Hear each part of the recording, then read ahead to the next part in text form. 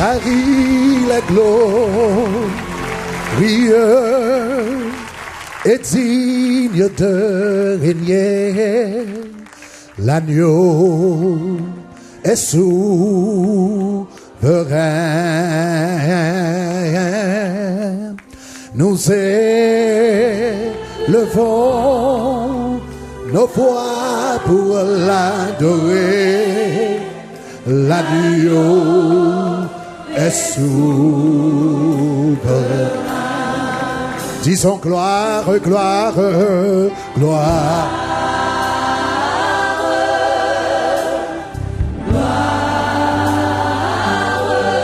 Gloire à l'agneau.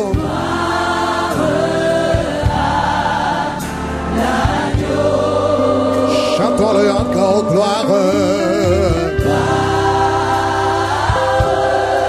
Gloire, gloire.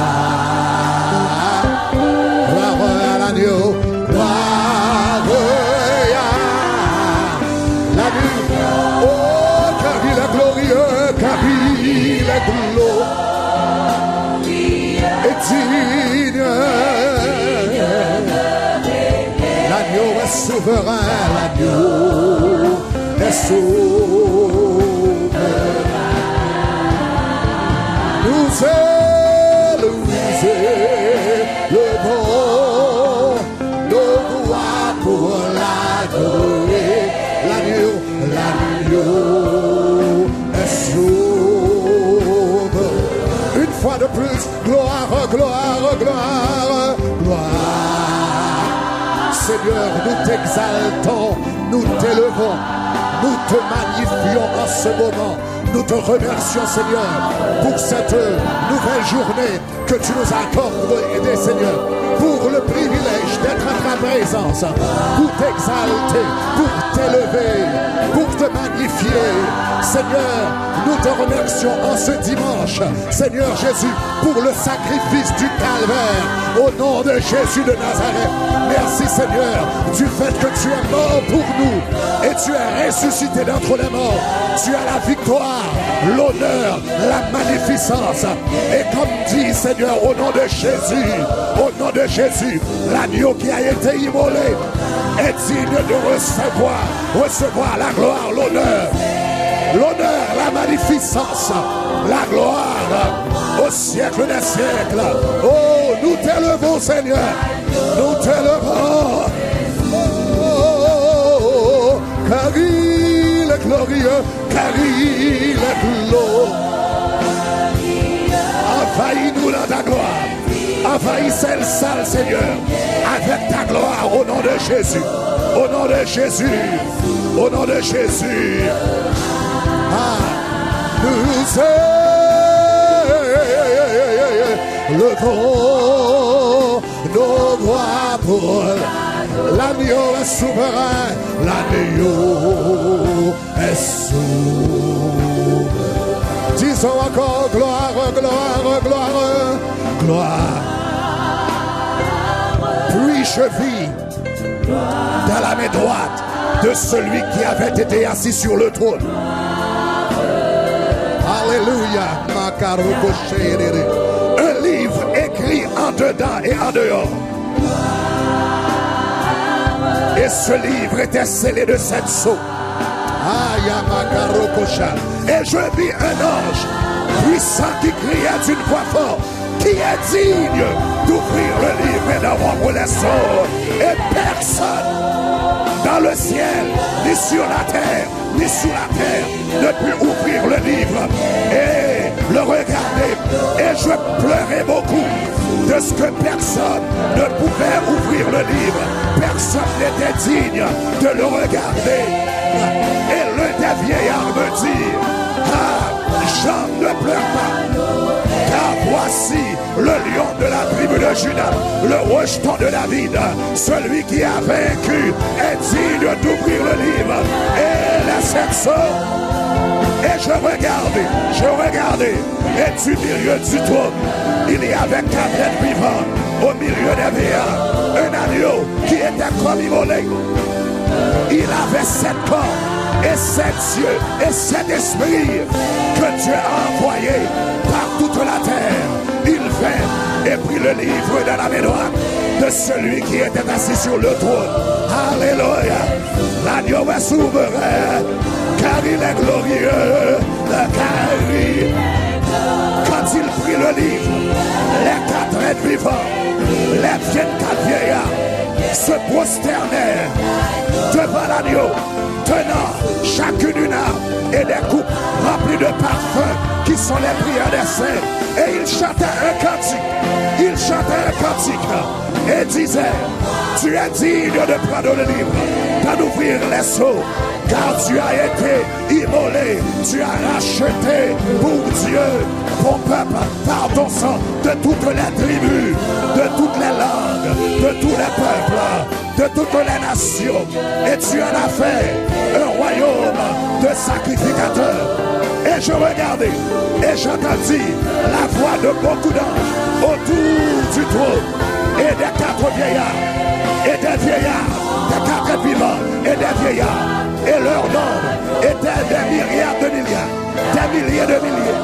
Et il disait d'une voix forte: l'agneau qui a été immolé, car il est glorieux. Il disait d'une voix forte: l'agneau qui a été immolé est digne de recevoir la puissance, la richesse, la sagesse, la force, l'honneur, la gloire, la louange. L'agneau qui a été immolé est digne de recevoir la puissance, la richesse, la sagesse, la force, l'honneur, la gloire. L'agneau qui a été immolé est digne de régner. L'agneau est souverain. Alléluia. Nous sommes.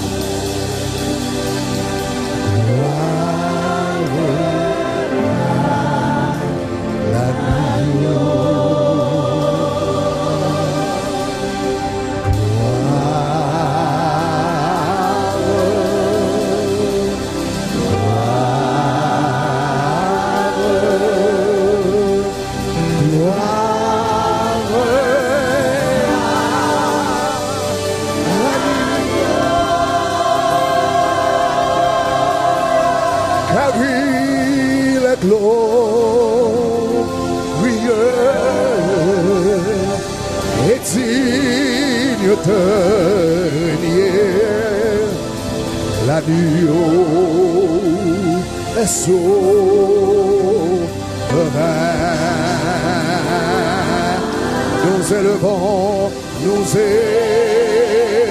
élevons nos voix, on change de garde, nos mains pour l'adorer.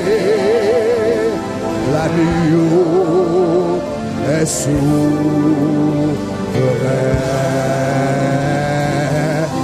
car il est glorieux et digne de l'agneau est souverain. Nous élevons nos voix pour l'adorer. L'agneau est souverain, car il est glorieux, car il est digne de régner. L'agneau règne de ma vie éternelle, règne sur ma famille, règne sur mon ministère, règne sur mes émotions, règne sur mes finances, règne sur ma pensée, règne sur mon cœur, ô Éternel, règne sur mon âme, règne sur mes désirs, règne sur mon corps, car il est glorieux, car il est glorieux.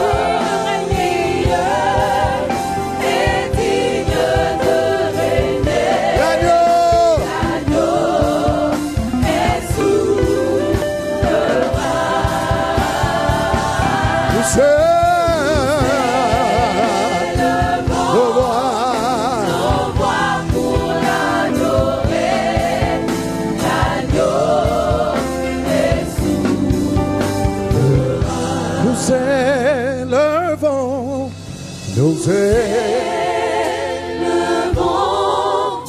nos voix pour l'adorer. L'agneau est souverain.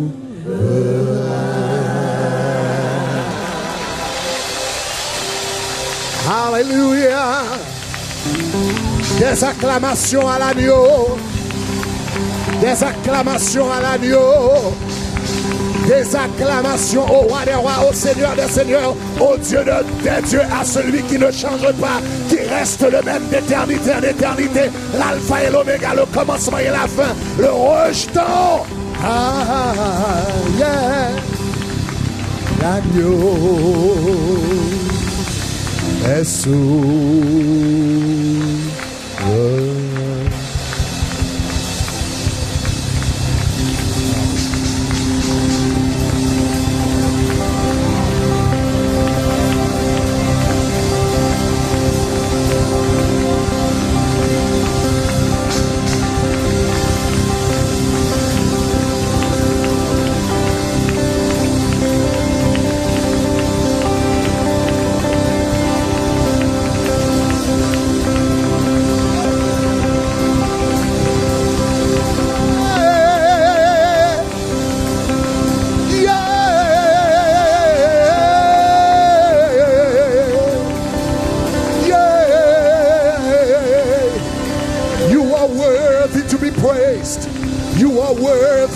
Exalted.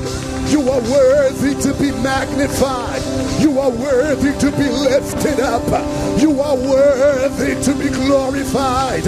You are worthy to receive our praise. We bless your name.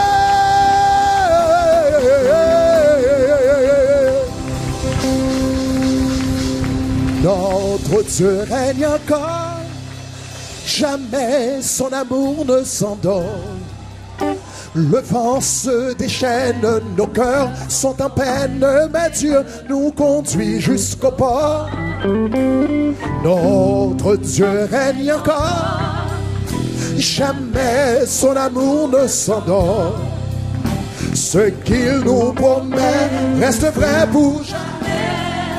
Ah, notre Dieu règne, notre Dieu règne, jamais son amour ne s'endort. Le vent se déchaîne, nos cœurs sont en paix, mais Dieu nous conduit jusqu'au port. Notre Dieu règne encore, notre Dieu règne, jamais son amour ne s'endort. Ce qu'il nous promet reste vrai pour jamais. Notre Dieu règne, notre Dieu règne encore. Jamais son amour ne s'endort. Le vent se déchaîne, nos cœurs sont en peine, mais Dieu nous conduit jusqu'au port. Notre Dieu règne, jamais son amour ne s'endort. Ce qu'il nous promet reste vrai pour jamais. Notre Dieu règne, notre Dieu règne. Jamais son amour ne s'endort. Ah, le vent se déchaîne, nos cœurs sont en peine, mais Dieu nous conduit jusqu'au. Il règne encore, notre Dieu règne. Jamais son amour ne s'endort. Ah, ce qu'il nous promet reste vrai pour jamais. Notre Dieu règne, notre Dieu règne. Jamais son amour ne s'endort. Le vent se déchaîne, nos cœurs sont en peine, mais Dieu nous conduit juste. Il nous conduit. Notre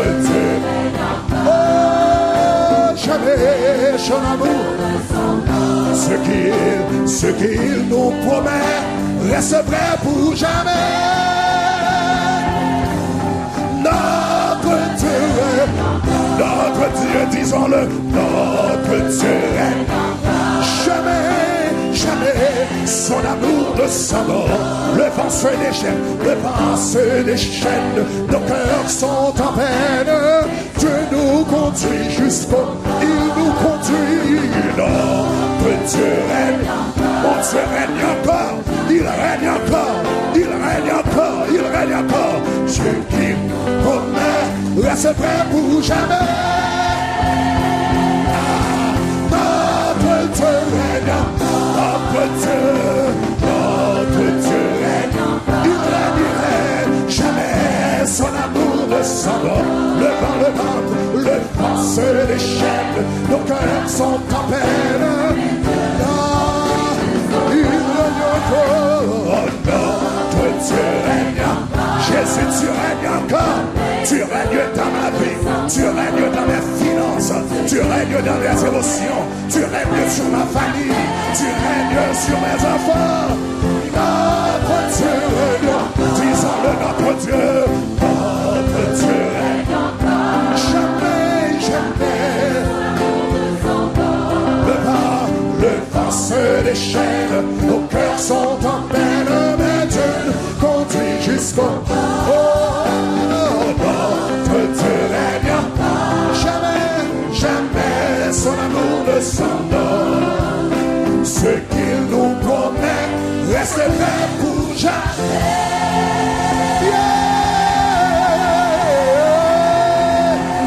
Notre Dieu règne, ce qu'il nous promet, ce qu'il nous promet, ce qu'il nous promet, ce qu'il nous promet, ce qu'il nous promet, ce qu'il te promet, la guérison qu'il t'a promis, la famille qu'il t'a promis, le mariage reste vrai pour jamais.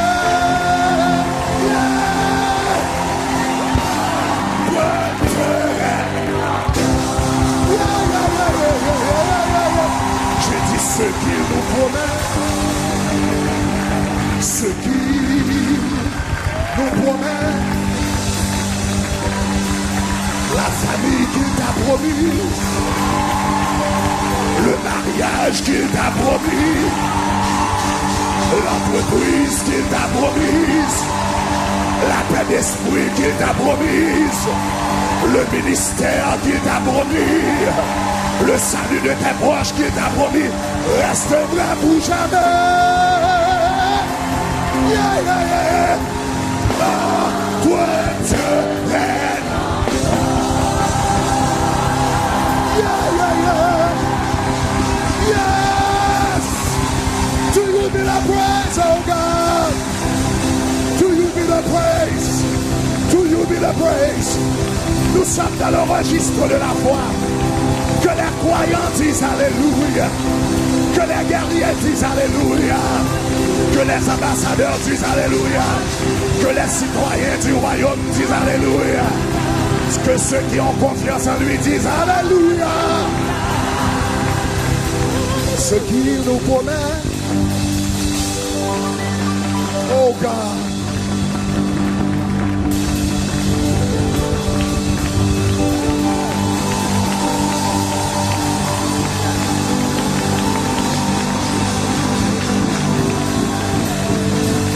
Le Seigneur n'a pas oublié sa promesse. Le Seigneur ne t'a pas abandonné. Le Seigneur ne t'a pas oublié. Le Seigneur n'a pas changé d'avis. Le Seigneur a encore ton dossier. Ce qu'il nous promet. Ce qu'il nous promet.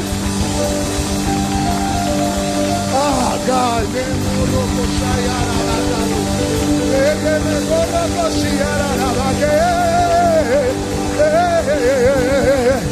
Ce qu'il nous promet, ne te laisse pas décourager. J'ai dit ce qu'il nous promet. N'abandonne pas ma soeur, ce qu'il nous promet. Ne soyez pas désespérés. Ce qu'il nous promet reste vrai pour jamais.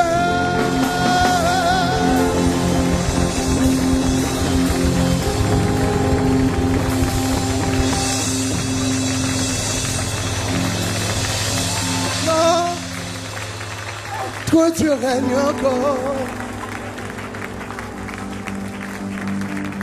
Ce qu'il nous promet reste vrai pour jamais.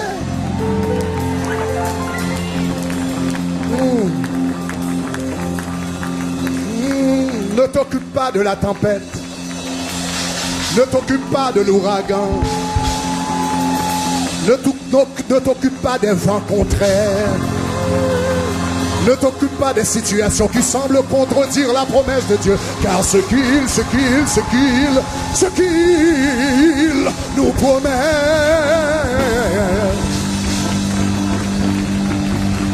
reste vrai.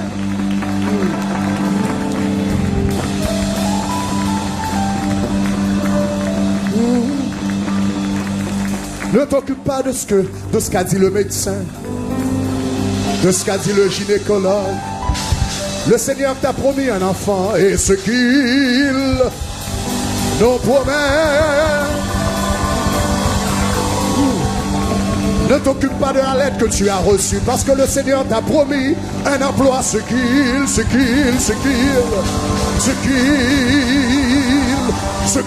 nous promet. Est-ce qu'il y a quelqu'un qui croit à la promesse de Dieu ici? Est-ce qu'il y a quelqu'un qui croit à la promesse de Dieu? Oh, ce qu'il nous promet. Rappelle-toi de la vision qu'il t'a donnée. Rappelle-toi du rêve qu'il t'avait donné. Rappelle-toi de la promesse qu'il t'a. Ce qu'il nous promet. Ah, il reste fidèle à ses promesses. Il reste fidèle à ses promesses. La Bible dit sa réputation s'est accrue en Israël par l'accomplissement de ses promesses. Je reprends, la Bible dit sa réputation s'est accrue par l'accomplissement de ses promesses. Ce qu'il nous promet reste vrai pour jamais.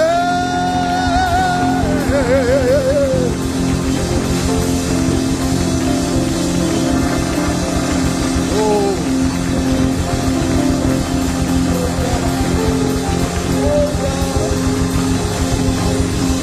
Oh God.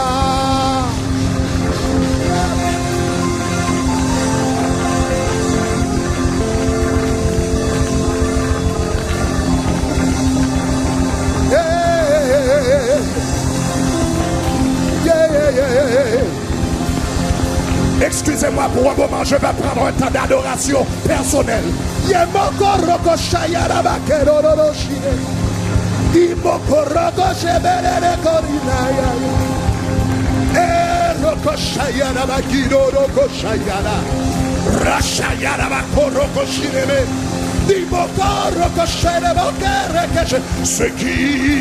Ce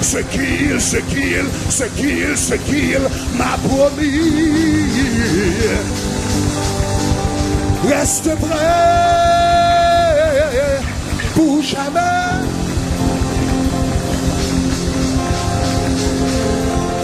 Non, Dieu règne encore. Ce qu'il nous promet, ce qu'il nous promet, ce qu'il nous promet. Je dis ce qu'il nous promet. Que ton esprit reçoive cette phrase ce matin. Ce qu'il nous promet. Que ton âme l'entende God. Ce qu'il nous promet.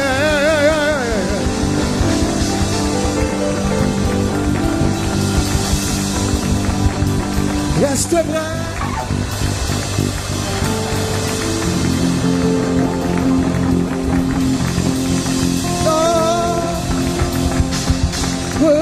Dieu règne encore.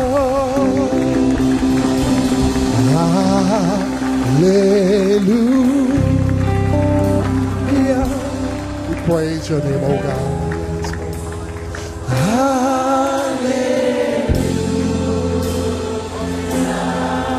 We magnify your name, oh God.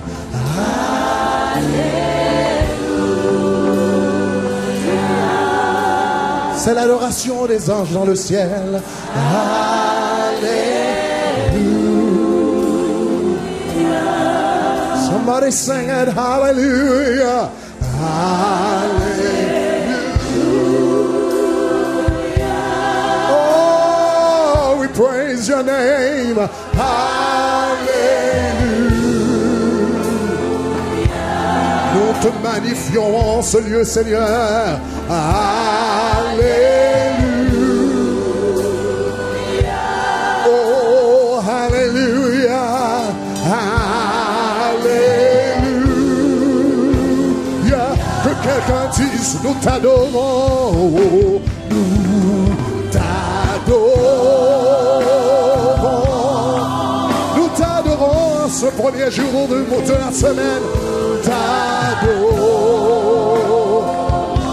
Ce premier jour qui rappelle ta résurrection, nous t'adorons. C'est la dîme de la semaine, Seigneur. Nous t'adorons. Ici, c'est à l'unisson dit, Seigneur, nous t'adorons. Cette famille à travers le monde du Seigneur, nous t'adorons. Oh, notre Dieu, nous t'adorons. Nous t'adorons. Oh, yeah, yeah, yeah, nous t'adorons. Nous t'adorons. Que quelqu'un dise, nous t'élevons. Oh, nous t'élevons à ce lieu, Seigneur. Nous nous oublions nous-mêmes. Nous nous oublions complètement, totalement, absolument, entièrement. Pour te dire, Seigneur, nous t'élevons, Seigneur. Nous t'élevons. Nous t'élevons. Nous t'élevons. Nous t'exaltons, te proclamons, te magnifions. Nous t'élevons. Alléluia. Nous t'élevons. Yes. Nous t'élevons. Des acclamations au Seigneur. Alléluia. Alléluia, alléluia, alléluia, alléluia. Vous pouvez vous asseoir. Yes, yes. Alléluia. Ah. Donne une poignée de main à 3 personnes ce matin et dis, tu es à la bonne place. Alléluia. Tu es à la bonne place. Tu es dans la présence de Dieu. Alléluia. Voilà. Je vous salue tous ce matin au nom de notre Sauveur et Seigneur Jésus-Christ. Que la paix de Dieu soit avec vous. Je suis très content d'être avec vous. Encore d'avoir l'occasion d'être ici. Je voudrais remercier le pasteur en son absence de m'avoir confié, de m'avoir donné le privilège de pouvoir être ici avec vous pour partager la parole. C'est pas ça? Pour passer un temps ensemble dans la parole. Donc je le remercie ainsi que tous les responsables de cette église. Voilà. Comme j'avais dit vendredi soir, durant tout le week-end, nous allons parler de la foi. Le thème de cette, de cette année, c'est conquérant, n'est-ce pas? Conquérant. Donc, c'est terrasser les géants, renverser les forteresses. Donc, nous avons choisi de continuer dans la même veine ce week-end et vous parler de la foi du conquérant, la foi du conquérant. Vendredi soir, quand on a commencé vendredi soir, j'avais promis de traiter 3 sous-thèmes. Donc, premièrement, la nature de la foi. Deuxièmement, la puissance de la foi. Et troisièmement, le combat de la foi. Donc, je n'aurai pas le temps de toucher le troisième aspect, le combat de la foi. Au fait, je vais apporter une petite modification. Ce matin, je voudrais vous parler de la définition de la foi. Parce que c'est tellement important. C'est tellement central que je pense qu'il faut prendre le temps d'en parler. Donc, la définition de la foi pour savoir exactement ce qu'est la foi.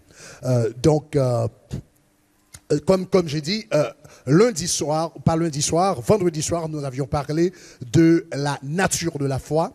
Et nous avions établi 2 grandes différences, n'est-ce pas? Nous avions parlé de la différence entre la foi, vous vous souvenez de la foi naturelle et la foi surnaturelle. La foi naturelle est basée sur les sens. La foi naturelle est basée sur les sens, sur ce qu'on peut voir, ce qu'on peut entendre, ce qu'on peut toucher, ce qu'on peut sentir, ce qu'on peut vérifier au travers des sens physiques. Ça, c'est la foi naturelle. Et il y a un autre type de foi qui s'appelle la foi surnaturelle. La foi naturelle est basée sur les sens, mais la foi surnaturelle est basée sur la parole de Dieu. Or, la foi vient de ce qu'on entend et ce qu'on entend vient de la parole du Christ. Donc, est très, très important. Donc, la foi surnaturelle est basée sur la parole de Dieu. Et j'ai dit que vendredi soir, on a dit la foi naturelle est raisonnable. Cependant, la foi naturelle est raisonnable, mais n'opère aucun miracle. La foi surnaturelle est déraisonnable, mais ouvre les portes de l'impossible. C'est pas ça? C'est ça? Donc, il y a une différence entre la foi naturelle et la foi surnaturelle. Donc, il y a des gens qui exercent la foi naturelle, qui pensent qu'ils exercent la foi surnaturelle. Donc, il y a une très, très grande différence entre la foi naturelle et la foi surnaturelle. Nous avons parlé, merci, nous avions parlé également de la différence entre la foi surnaturelle et l'espérance. L'espérance. Donc, l'espérance s'oriente vers le futur. Mais la foi regarde au passé et réclame les bénéfices maintenant. La foi dit, voilà ce que Christ a accompli à la croix. Il a pris mes maladies à la croix. Il a pris ma pauvreté à la croix. Il a payé pour le salut de mes proches à la croix. Et je réclame ces bénéfices dans ma vie maintenant. Est-ce que ça va? Donc ça, c'est la différence entre l'espérance et la foi. Et j'ai dit vendredi soir que l'espérance a été donnée pourquoi? Pour attendre. Mais la foi a été donnée pour recevoir. Donc si tu veux recevoir quelque chose de la part de Dieu et tu appliques l'espérance, tu vas attendre le reste de ta vie. Parce que l'espérance n'a jamais été donnée pour recevoir, l'espérance a été donnée pour attendre. Donc nous appliquons l'espérance aux choses sur lesquelles nous n'avons aucun contrôle, comme le retour de Jésus-Christ. Nous espérons le retour de Jésus-Christ. Nous ne pouvons pas recevoir le retour de Jésus-Christ par la foi. Nous n'avons aucune participation dans le retour de Jésus-Christ. C'est souverain de la part de Dieu. Donc la seule chose qu'on puisse faire dans ce cas, c'est appliquer l'espérance. Attendre patiemment le retour de Jésus-Christ. C'est pour ça que l'espérance a été donnée. Donc je sais qu'un jour Jésus-Christ reviendra. C'est tout à fait approprié. Ça, c'est l'espérance. Mais la foi est donnée pour ce qu'on peut recevoir. Par exemple, la guérison a été achetée à la croix, le salut nous a été donné, la guérison nous a été donnée, la paix nous a été donnée, la liberté spirituelle nous a été donnée à la croix. Toutes ces choses nous ont été données. Maintenant, la façon de les recevoir, c'est par la foi. Tout ce que vous demanderez en priant, croyez que vous l'avez reçu et vous le verrez s'accomplir. Donc, ça c'est la différence entre la foi et l'espérance. Mais ce matin, nous aimerions aller un petit peu plus loin et parler de la définition de la foi. Donc, nous avons plus ou moins éclairci certaines choses. Maintenant, nous allons parler de la définition de la foi. Et pour ce faire, je voudrais vous lire un passage de l'Écriture dans Hébreux chapitre 11, le verset 1er.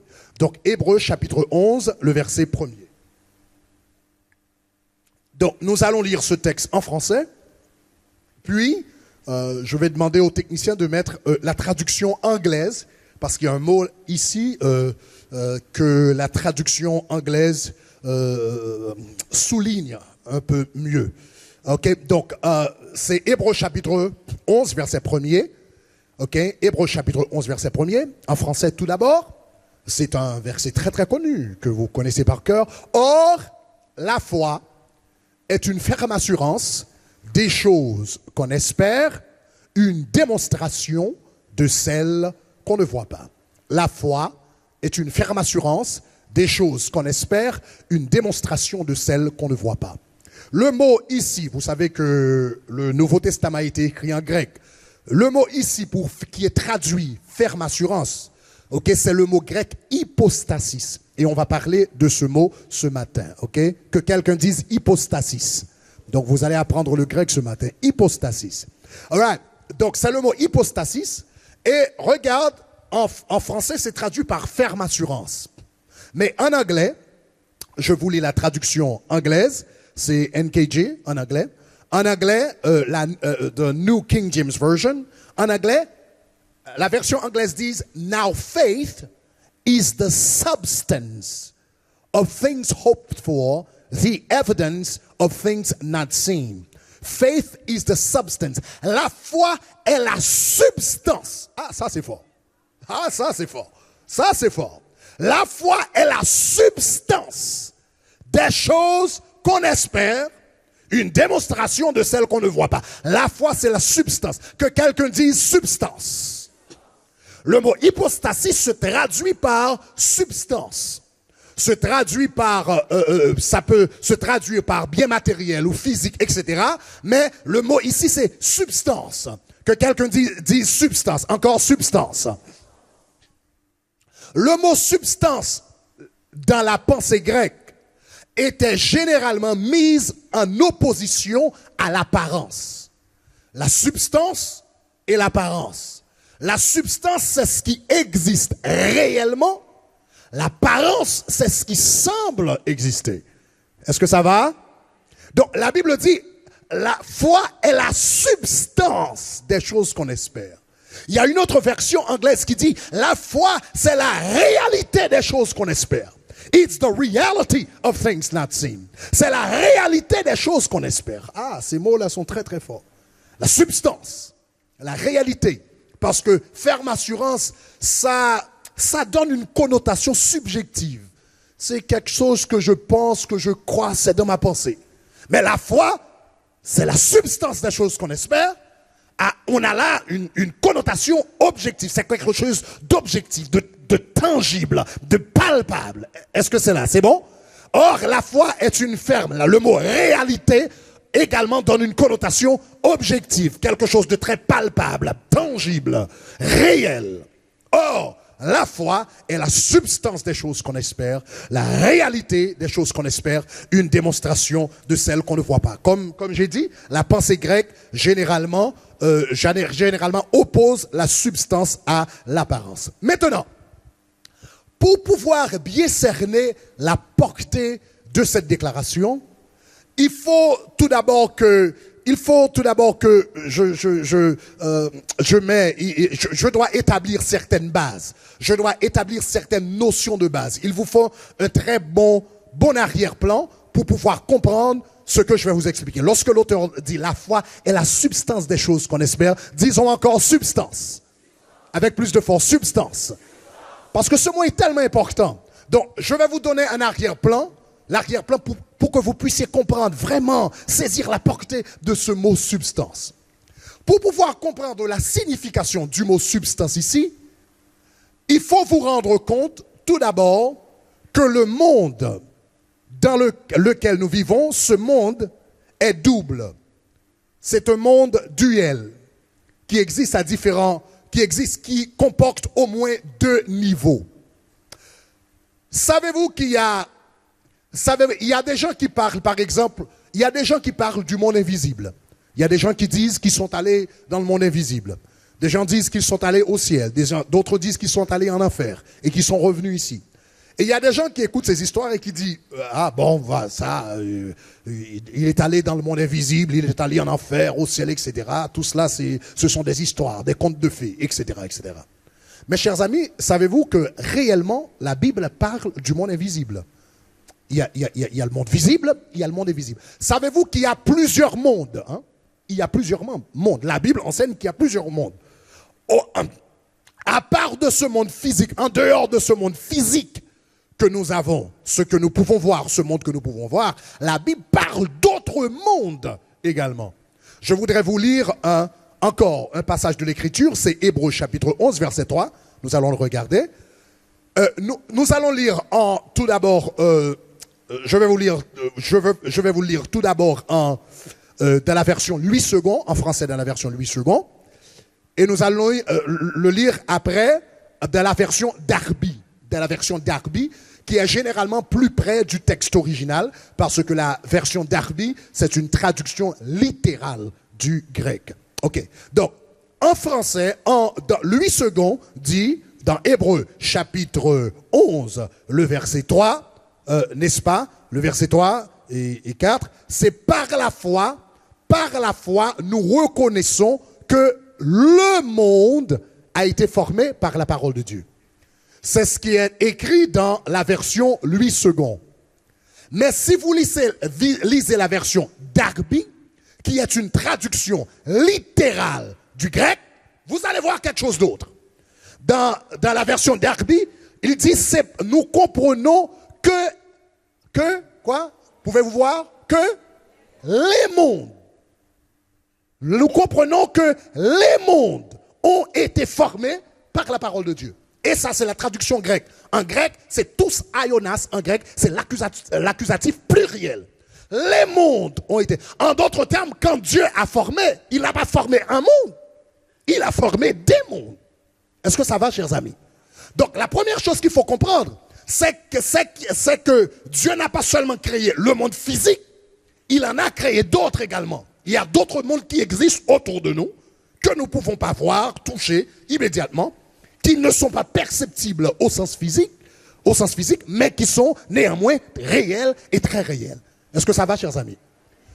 Colossiens 1er, verset 16, apporte un peu plus de précision au sujet de la nature de cet autre monde, ou ces autres mondes que Dieu a créés. Nous ne savons pas combien d'autres mondes, combien de mondes qu'il existe réellement, mais la Bible parle de monde au pluriel. Mais remarquez, Colossiens, chapitre, je suis en train de vous faire comprendre la signification du mot substance. Hein? Maintenant, dans Colossiens chapitre 1er, verset 15, ok, l'apôtre Paul, ou 15 ou 16, donc c'est ça, en tout cas c'est ça. L'apôtre Paul, lisons ensemble. L'apôtre Paul apporte des précisions ici. Lisons ensemble, si vous pouvez le voir, si vous pouvez voir le verset. Lisons ensemble. Car en lui, en parlant de Jésus-Christ, ont été créées toutes choses qui sont dans les cieux, sur la terre, les visibles et les invisibles. Voilà pourquoi l'auteur de l'Épître aux Hébreux parle des mondes. Parce que quand il a créé le monde, il n'a pas seulement créé le monde visible, il a également créé le monde invisible. Est-ce que ça va, chers amis? Donc, la Bible dit, en lui, toutes choses ont été créées, les visibles et ceux qui sont dans les cieux, sur la terre, les visibles et les invisibles, les trônes, les dignités, etc., etc. Donc, il existe au moins deux mondes. Alors, j'ai dit au moins parce que dans le monde spirituel, nous ne savons pas combien de dimensions de réalité qui existent dans le monde spirituel. Nous ne savons pas. Donc, au moins deux mondes. Il y a au moins deux mondes. Le monde visible et le monde invisible. Le monde physique et le monde spirituel. Le monde naturel et le monde surnaturel. Est-ce que ça va, chers amis? Maintenant, allons un petit peu plus loin. Il y a le monde visible, le monde invisible, le monde naturel, le monde surnaturel, le monde physique et le monde spirituel. Mais le vrai, c'est le monde invisible. C'est bizarre. Le vrai, le réel, c'est le monde invisible. Pourquoi dites-vous cela, Pasteur Greg? Deux versets bibliques, deux notions bibliques. Premièrement, le monde visible a été tiré du monde invisible. Remarquez ce qui est dit dans Hébreux chapitre 11, verset 3. Retournons à Hébreux chapitre 11, verset 3, mais cette fois-ci en la version Louis II. Nous allons lire la version Louis II. Ah, et ça, c'est très puissant. Hébreux chapitre 11, c'est ça? Ah, ok, lisons ensemble. C'est par la foi que nous reconnaissons que le monde a été formé, mais qui est vraiment le monde, a été formé par la parole de Dieu. Ah, en sorte que ce qu'on voit,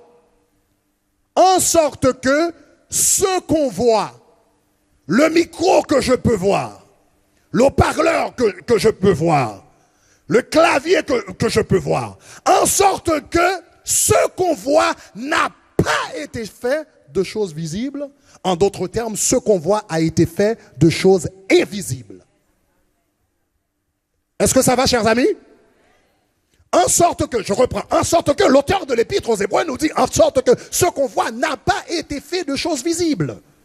En d'autres termes, le monde visible n'a pas été fait de choses visibles. Le monde visible a été fait de choses invisibles. Est-ce que ça va, chers amis? Donc, la Bible nous enseigne que le monde visible a été tiré du monde invisible. Et maintenant, donc, cela veut dire tout ce que nous voyons ici, les choses visibles que nous pouvons voir, la lune, les étoiles, le soleil, les montagnes, les rivières, ont tous été tirés du monde invisible, de ce monde invisible. Tirés de ce monde invisible. Donc, voilà pourquoi quand l'Éternel voulait bâtir un tabernacle, il voulait que Moïse construise un tabernacle pour lui. Dans le livre d'Exode, Exode 25, verset 40, qu'est-ce qu'il a fait? Quand il a voulu que Moïse lui construise un tabernacle, la Bible nous dit qu'il déchira les cieux, il déchira le voile qui existe entre le monde terrestre, entre le terrestre et le céleste, entre le physique et le spirituel, entre le naturel et surnaturel. Il déchira ce voile et il dit à Moïse en Exode chapitre 25, verset 40, regarde et fais d'après le modèle que tu as vu. Tu vas reproduire sur la terre le modèle que tu as vu dans le ciel. Cela veut dire le premier tabernacle qui a été créé n'a pas été créé par Moïse. La Bible dit dans l'Épître aux Hébreux, en parlant de Jésus, il a traversé le tabernacle le plus saint et le plus parfait, qui n'est pas fait de mes d'hommes, c'est-à-dire qui n'est pas de cette création. Le premier tabernacle qui a été fait a été construit dans les cieux et maintenant Moïse a reproduit sur la terre le modèle qui a été fait dans les cieux. Et il n'a fait qu'une reproduction très pauvre. Car la Bible nous dit le tabernacle dans les cieux, c'est le tabernacle le plus saint et le plus grand et le plus parfait. Il existe des montagnes sur la terre parce qu'il en existe dans les cieux. Regardez avec moi Apocalypse chapitre 21, verset 10. Apocalypse chapitre 21, verset 10. L'apôtre Jean, qui a eu la chance d'avoir une vision. Il a eu une vision du ciel. Lisons ensemble. Et il dit quoi? Il me transporta, comment? Il me transporta en esprit. Ce qui veut dire quoi? Que Jean est dans le monde spirituel. Est-ce que ça va? Ça va? Il est dans le monde spirituel. Il me transporta comment? Il me transporta en esprit. Il est dans le monde spirituel. Mais il me dit, il me transporta en esprit et sur une grande et haute montagne. Ce qui veut dire quoi? Dans le monde spirituel, il y a des montagnes.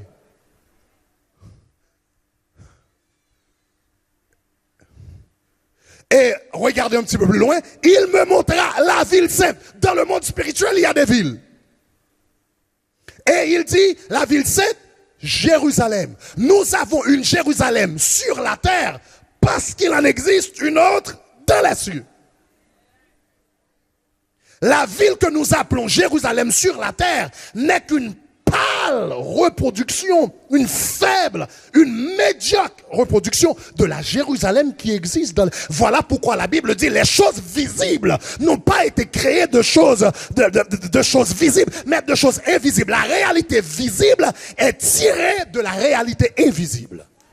Est-ce que ça va, chers amis? Vous comprenez ce que je suis en train de dire?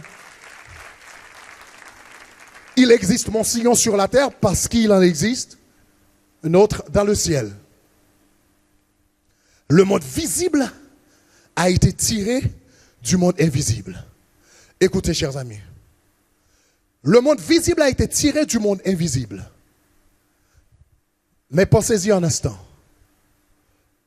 Aussi réel que puisse être une copie, une photocopie. Une photocopie ne peut être jamais, jamais, jamais plus réelle que l'original. Est-ce que ça va? Aussi réelle qu'une copie puisse être, elle ne peut être jamais plus réelle que l'original. Or, si le monde physique est une copie du monde spirituel, cela veut dire que le monde spirituel est encore plus réel que le monde physique. Je suis en train de vous expliquer tout ça pour vous faire comprendre l'importance de la foi. Quand l'auteur parle de substance, et l'auteur maintenant va un petit peu plus loin, quand il parle des choses invisibles, si vous remarquez, on revient à Hébreux chapitre 11, le verset 4, 3 ou 4, quand il dit, c'est par la foi que nous reconnaissons que le monde a été formé par la parole de Dieu, en sorte que ce qu'on voit n'a pas été fait de choses visibles, mais n'a pas été fait de choses visibles, ou encore ce qu'on voit a été fait de choses invisibles. Maintenant, de quoi parle-t-il précisément ici? Il parle de la parole de Dieu. La parole de Dieu. La parole de Dieu est invisible. Si ce qui est invisible est encore plus réel que ce qui est visible, vous savez ce que ça veut dire? Cela veut dire la parole de Dieu est plus réelle que le micro que j'ai dans ma main maintenant. La parole de Dieu est plus réelle que sur la chaise sur laquelle tu es assise maintenant. La parole de Dieu est plus réelle que l'iPad que tu as dans la main maintenant. La parole de Dieu est plus réelle que le voisin qui est assis à côté de toi. La réalité. Maintenant, Pasteur Greg, quelle est la relation? Tout ça, en quoi ça concerne la foi? La Bible nous dit que, or la foi, puisque il y a non seulement une relation de similitude entre le monde visible et le monde invisible, mais il y a également, comme je viens d'expliquer, une relation de causalité. Il n'y a pas seulement une relation de similitude. Donc cela veut dire que ce que nous avons sur la terre ressemble à ce qui existe dans les cieux, mais il y a une relation de causalité puisque le monde visible est tiré du monde invisible. Il y a une relation de causalité. Le monde invisible, c'est la cause du monde visible. En ce sens, on pourrait appeler le monde invisible la substance des choses visibles que nous avons sur la terre, puisqu'elles en sont les causes. Est-ce que ça va, chers amis? Le monde invisible, ce que nous avons, c'est la substance, c'est la vraie réalité des choses. Ce que nous avons sur la terre, ce ne sont que de faibles apparences. D'ailleurs, la Bible nous dit dans l'Épître aux Hébreux, je devais vous montrer ce verset, dans l'Épître aux Hébreux, que ce que nous avons sur la terre, Hébreux chapitre 8, verset 5, ne sont que des images et des ombres. Ce que nous avons sur la terre, ce ne sont que des ombres. Des ombres. Avez-vous jamais vu un ombre? Regarde mon ombre. Ici, bon, c'est difficile de voir. Mais regarde mon ombre ici. Regarde mon ombre ici. Ce n'est pas l'ombre qui donne naissance à l'objet, c'est l'objet qui donne naissance à l'ombre. La Bible dit les choses terrestres ne sont que des ombres des choses célestes. Mais regarde combien médiocre. L'ombre, c'est une reproduction de moi. Mais regarde mon ombre et regarde-moi. C'est une très faible reproduction de qui je suis.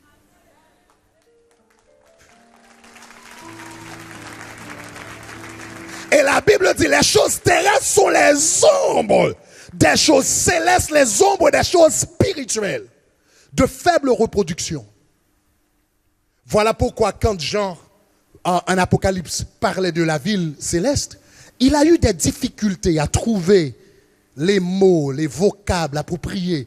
Il disait, j'ai vu quelque chose qui est semblable à de l'or. Semblable à de l'or, parce que ce que nous avons sur la terre, que nous appelons de l'or, est tellement une pâle, faible et médiocre reproduction de ce que je vois dans les cieux. Je ne peux pas même appeler ce que j'ai vu dans les cieux de l'or. C'est quelque chose de beaucoup plus supérieur. Alors j'ai vu quelque chose qui est semblable à de l'argent, semblable à de l'airain. Parce que ce que nous avons sur la terre, ce ne sont que de faibles reproductions des réalités spirituelles. Donc, il y a une relation de causalité entre le monde visible et le monde invisible. Puisque le monde invisible, visible, est sorti du monde invisible, on pourrait dire que le monde invisible, c'est la substance des choses visibles. La Jérusalem céleste, c'est la substance de la Jérusalem terrestre. Le tabernacle céleste, c'est la substance du tabernacle terrestre. Oh, la montagne de Sion que nous avons dans les cieux, c'est la substance de la montagne que nous avons sur la terre. Le cœur des anges que nous avons dans les cieux, c'est la substance de l'église que nous avons ici sur la terre. C'est la substance des choses invisibles. Et la foi nous dit, par la foi maintenant, l'auteur dit, nous sommes capables de saisir la substance. Or, la foi est la substance des choses qu'on espère, une démonstration de celles qu'on ne voit pas. Quand je crois par la foi, je saisis non l'apparence qui est sur la terre, mais la substance. Oh God! J'ai dit, quand je crois par la foi, je saisis non l'apparence qui est sur la terre, mais la substance qui est dans le ciel. Donc, et puisqu'il y a une relation de causalité entre la substance et l'apparence, cela veut dire si je saisis la substance de ma guérison dans les lieux célestes, puisqu'il y a une relation de causalité, cette guérison va se manifester dans le monde terrestre. Si je saisis la substance de ma délivrance dans le monde céleste, cela veut dire que ma délivrance va se manifester dans le monde physique. Si je saisis la substance de ma prospérité dans le monde spirituel, cela veut dire en quelques semaines, en quelques mois, en quelques années, cette vérité va se manifester parce que c'est un principe de l'univers que quelqu'un dit substance. La foi saisit la substance des choses, la réalité des choses. La foi, c'est le seul sens spirituel que vous avez qui est capable d'aller au-delà des apparences et saisir la substance des choses.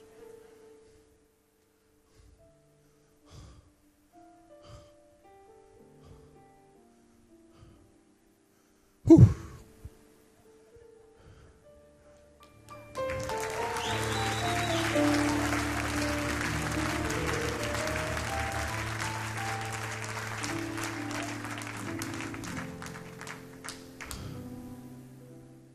La substance d'un cocotier, c'est le grain de cocotier.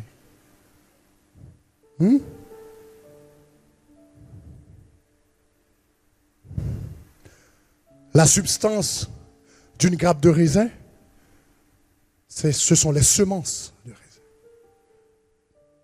Et si vous pouvez saisir la substance, ce n'est qu'une question de temps pour que vous puissiez voir l'apparence.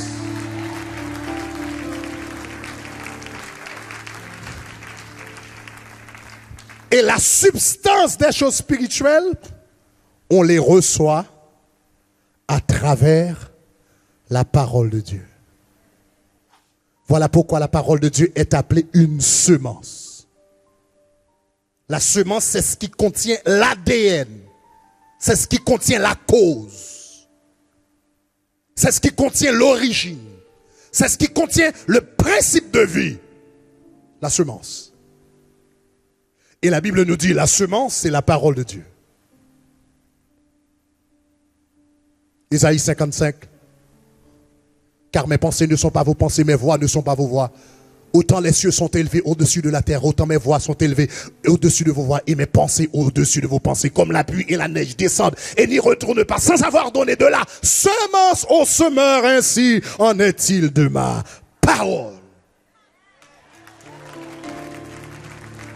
Ainsi en est-il de ma parole. L'apôtre Pierre dit, vous avez été régénérés non par une semence corruptible, mais par une semence incorruptible, qui est la parole.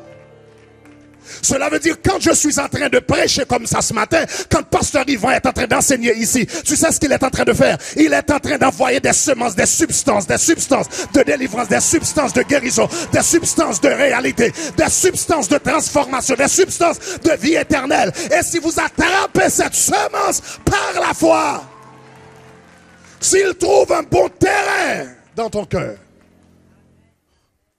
alors la substance va se manifester et va devenir réalité. La foi est la substance des choses qu'on espère. Tu saisis la substance par la foi. Et la substance, c'est la cause de l'apparence. La substance, c'est la cause de ce qu'on voit. Si tu saisis la substance, tu vas voir la manifestation. Cela peut se faire immédiatement. Cela peut se faire après une semaine. Cela peut se faire après un mois, un an.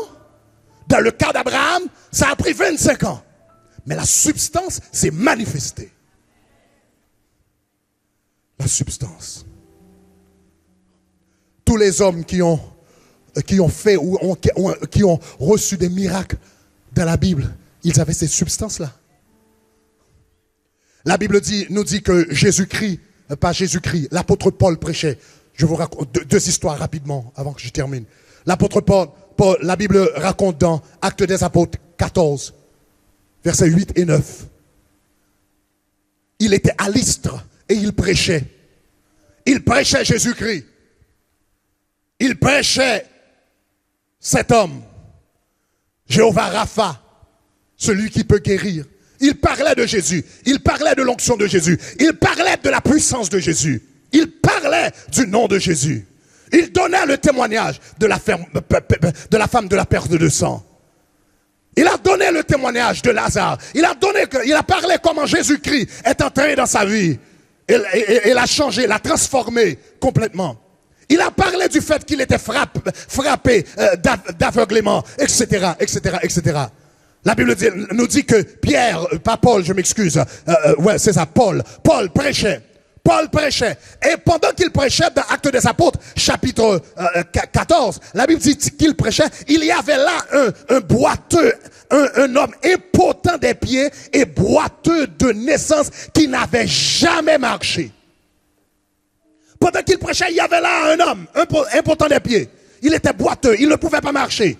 Il n'avait jamais marché dans sa vie. Quand il était bébé, il n'avait jamais fait ses premiers pas. Il était impotent toute sa vie, mais il écoutait. Parce que cette substance qu'on appelle la foi s'accumule par la parole et est relâchée par la parole. Ah, je reprends. Cette substance qu'on appelle la foi s'accumule par la parole. Tu écoutes et puis cette substance commence à s'accumuler. Il a écouté le témoignage de la femme de perte de sang et la substance commençait à s'accumuler. Il a écouté le témoignage de Lazare et puis la substance a commencé à s'accroître, à s'accumuler. Il a écouté le témoignage de Paul, comment il était aveugle. Dieu l'avait frappé d'aveuglement. Et au bout de 3 jours, le Seigneur a envoyé Ananias pour prier avec lui. Et il a retrouvé la vue. Et la substance s'accumule à travers la parole. Et est relâchée également par la parole. Donc la Bible dit, il était là. Il écoutait l'apôtre Paul. Et la Bible dit qu'il fixait les yeux sur lui. L'apôtre Paul prêchait. L'apôtre Paul parlait. Et il le regardait. Il le dévisageait. Il le suivait des yeux. Il parlait. C'est comme s'il mangeait littéralement la parole. C'est comme s'il buvait littéralement la parole. Il regarde l'apôtre Paul. Il se concentre sur lui. Il se focalise sur lui. Et à mesure qu'il le regarde, plus il le regarde, plus la substance commençait à s'accumuler. À un moment donné, la Bible dit que l'apôtre Paul tourna et le regarda. Et vit. La Bible dit, il vit qu'il avait la foi pour être guéri.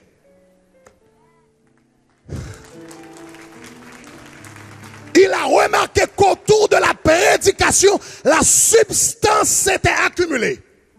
Et l'apôtre Paul comprend le principe spirituel. Il sait que si cet homme peut recevoir la substance de la guérison va se manifester. Il le regarda et dit, au nom de Jésus, lève-toi et marche. Et d'un seul coup, parce qu'il avait la substance. La Bible dit, il y avait un homme qui s'appelait Bartimée. Bartimée, il ne pouvait pas voir. Au fait, il n'était pas né aveugle, parce que quand Jésus lui a demandé, que veux-tu que je te fasse? Il a dit que je recouvre la vue. Cela veut dire qu'il n'était pas toujours aveugle. Il voulait avoir de nouveau sa vue. Donc cela veut dire qu'il n'était pas toujours aveugle. Il dit que je recouvre la vue. Donc cet homme qui n'est pas toujours aveugle était devenu aveugle. Et là où il était assis, au bord de la route, il a entendu parler d'un homme. Il a entendu les passants parler d'un certain Jésus qui traversait le lac de Tibériade. Et pendant qu'il dormait à la pourpre, la Bible dit qu'un vent s'est élevé.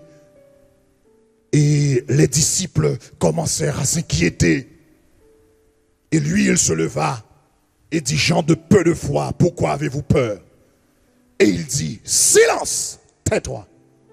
Au même moment, le calme se rétablit. Bartimée a entendu ça. Bartimée a dit, mais cet homme-là, c'est Jésus-là. Ah ouais, mais il est plutôt intéressant. C'est un type très, très intéressant. Et puis il a entendu la femme, l'histoire de la femme de perte de sang, une femme qui était malade pendant 18 ans, qui avait dépensé tout ce qu'elle avait, avec des médecins, mais il a dépensé tout ce qu'il avait, mais sa condition s'empirait, etc. Et alors que Jésus traversait le village, passé par le quartier, la Bible dit que, donc on lui a dit que cette femme est venue par derrière et quand elle s'approchait, elle se disait en elle-même, si je pouvais seulement toucher le bord de son vêtement, je serais guéri. Et elle a touché le bord de son vêtement immédiatement. Une force est sortie de lui, a traversé la robe et a touché la femme et immédiatement la perte de sang s'arrêta. Bartimée a entendu ça, mais Bartimée m'a dit, mais mon Dieu, ce Jésus-là, il est vraiment puissant. Et Bartimée a entendu le témoignage d'un aveugle. Ça, c'était un aveugle né. Donc, c'était pas comme Bartimée. Bartimée, lui, avant, il pouvait voir. Il avait perdu sa vue. Mais cet homme n'a jamais vu. Il n'avait jamais vu le soleil. Il n'avait jamais vu les arbres. Il n'avait jamais vu les rivières. Et Bartimée a entendu que cet homme, Jésus-Christ, l'a rencontré. Et le Seigneur Jésus a craché à terre. Il fit de la boue, mis sur ses yeux. Et dit, va te laver au réservoir de Siloé. Et il est revenu. Et il pouvait voir clairement. Bartimée a entendu ça. Bartimée a dit, mais lui, il était un aveugle né. Moi, j'ai perdu ma vue.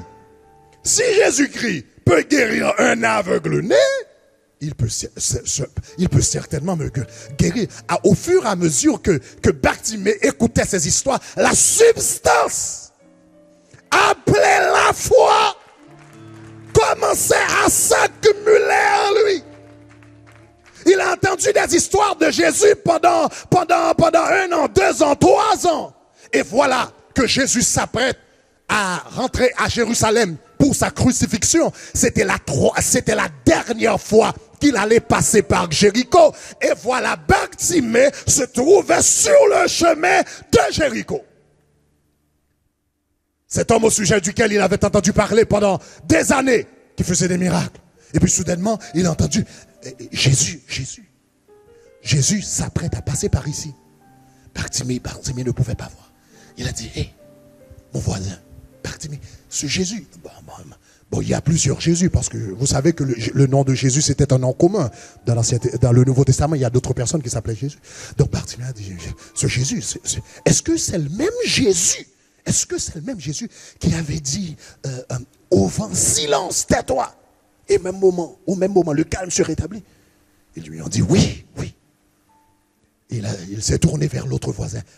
Ah, est-ce que c'était le même Jésus qui avait dit que la femme de perte de sang avait touché? Et immédiatement, la perte de sang s'est arrêtée. Ah, oui, on a dit c'est lui. Il tourna. Il regarda, il regarda par la foi. Celui qui était derrière lui. Il dit, est-ce que c'est ce même Jésus qui avait touché l'aveugle-né, celui qui ne pouvait pas voir, et lui avait dit, va au réservoir de Siloé.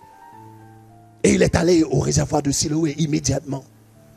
Alors que le dernier voisin s'apprêtait à donner la réponse, Bartimée avait déjà deviné la réponse. Il savait qu'il allait dire oui. Au même moment, la Bible nous dit que Bartimée jeta son manteau et dit, Jésus, fils de David, aie pitié de moi. Jésus, fils de David, aie pitié de moi. Parce qu'il avait en lui la substance.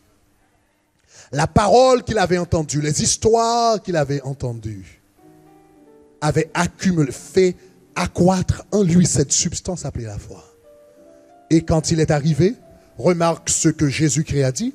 Jésus a dit qu'il soit fait selon ta foi. En d'autres termes, ta foi t'a guéri. Qu'il soit fait selon ta foi. Parce que tu as la substance en toi. Tu as déjà reçu ta guérison. Maintenant, je commande à cette guérison de se manifester, mais tu l'as déjà reçu. Donc Jésus a dit qu'il soit fait selon ta foi. Qu'elle se manifeste en toi. Or, la foi est la substance des choses qu'on espère. La substance des choses qu'on espère. Une démonstration de celles qu'on ne voit pas. Donc quand nous disons par la foi, nous ne disons pas, quand j'ai dit vendredi soir, nous n'allons pas dire un jour je serai guéri, mais nous allons dire je suis déjà guéri. Je ne vais pas dire un jour je serai prospère, je vais dire je suis déjà prospère. Je ne vais pas dire un jour mes enfants viendront à Christ, je vais dire qu'ils sont déjà des serviteurs de Christ. Je ne vais pas dire un jour j'aurai un ministère, je vais dire j'ai déjà ce ministère en Jésus-Christ. Quand nous disons cela, nous ne sommes pas fous. Ce que nous sommes en train de faire, c'est de nous approprier des réalités spirituelles. Parce que si nous pouvons prendre possession d'elles dans le monde spirituel, elle se manifestera dans le monde physique. Que Dieu vous bénisse. À plus tard, à tout à l'heure. Alléluia. We praise your name. Hallelujah. Yes, yes. Yes, Lord. We praise you, Lord. Oh, Father, we worship you. Nous te remercions pour l'enseignement de ce matin. Que ton peuple reçoivent la substance de cet enseignement, la substance de ces paroles, la substance de cette prédication, et qu'elle devienne réalité en elle. Au nom de Jésus de Nazareth. Nous aurons la chance de prier après le deuxième service, le culte. Merci.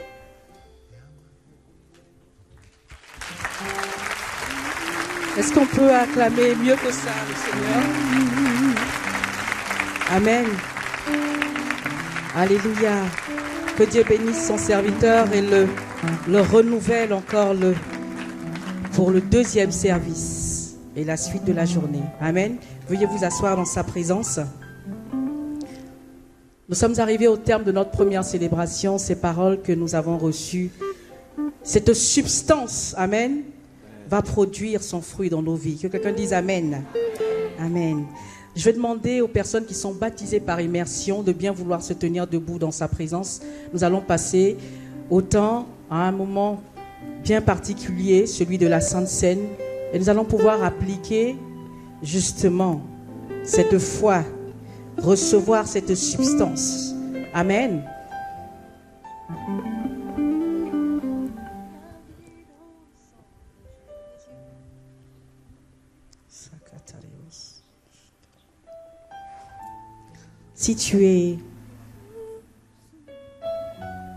Si tu es présent dans ce lieu et que tu n'es peut-être pas encore baptisé par immersion, reçois avec cette personne, mon frère, ma soeur qui est debout, reçois la substance.